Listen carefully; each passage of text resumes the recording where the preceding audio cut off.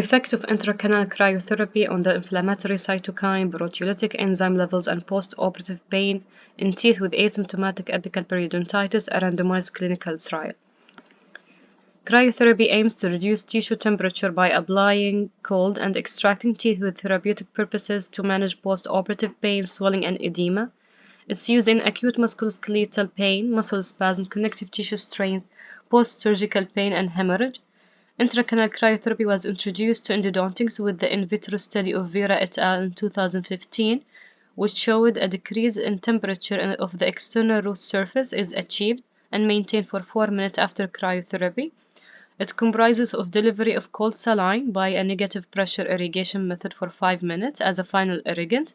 It has been associated with reduced post-operative pain and analgesic intake, particularly in teeth with necrotic pulps and symptomatic apical periodontitis. This randomized controlled study aimed to investigate the effect of intracanal cryotherapy on interleukin-1 beta, 2, 6, 8, PGE2, TNF-alpha, and MMP8 levels in the periapical exudate of mandibular premolar teeth with asymptomatic apical periodontitis, to compare cryotherapy and control groups in terms of inter-appointment and post-operative pain level and analgesic intake, and investigate a possible correlation between biomarker levels and inter-appointment endodontic pain.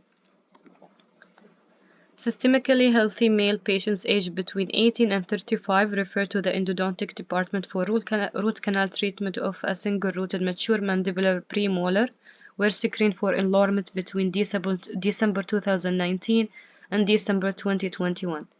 Patients with asymptomatic apical periodontitis who had no pain or swelling had a negative response to palpation, percussion, and pulp sensitivity tests and had a periapical index score of 3 or 4 were included.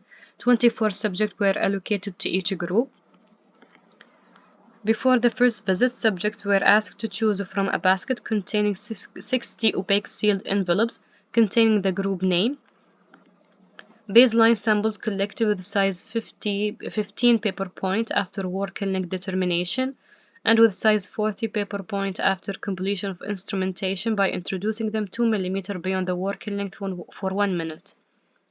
In the control group, final irrigation was performed using 20 ml of room temperature distilled water for 5 minutes using Endovac. In the cryotherapy group, same protocol was applied using distilled water stored at 2.5 degrees. Participants were given a copy of VAS document and were asked to record their pain levels and analgesic intake every 6 hours during first day and once daily until the 6th day on following days. 14 days later, new samples were taken and root canal treatment completed. The patients were given a second VAS form to fill out for 6 days. Cytokines levels were analyzed with ELISA by blinded investigators. For statistical analysis, comparison of control and cryotherapy group done using student t-test for interleukin-2 and MMP8, or Mann-Whitney U for interleukin-1 beta, 6, 8, TNF, and PGE2. Pearson correlation coefficient test was conducted between cytokine and MMP8 levels and VAS scores reported after first visit. All tests done using SPSS software. In the first visit samples, interleukin beta could not be detected in 2 samples in the control group and 7 samples in the cryotherapy group.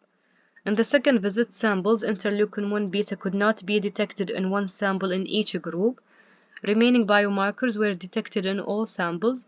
Baseline biomarkers levels were similar, except interleukin-8, which control had significantly greater than cryotherapy.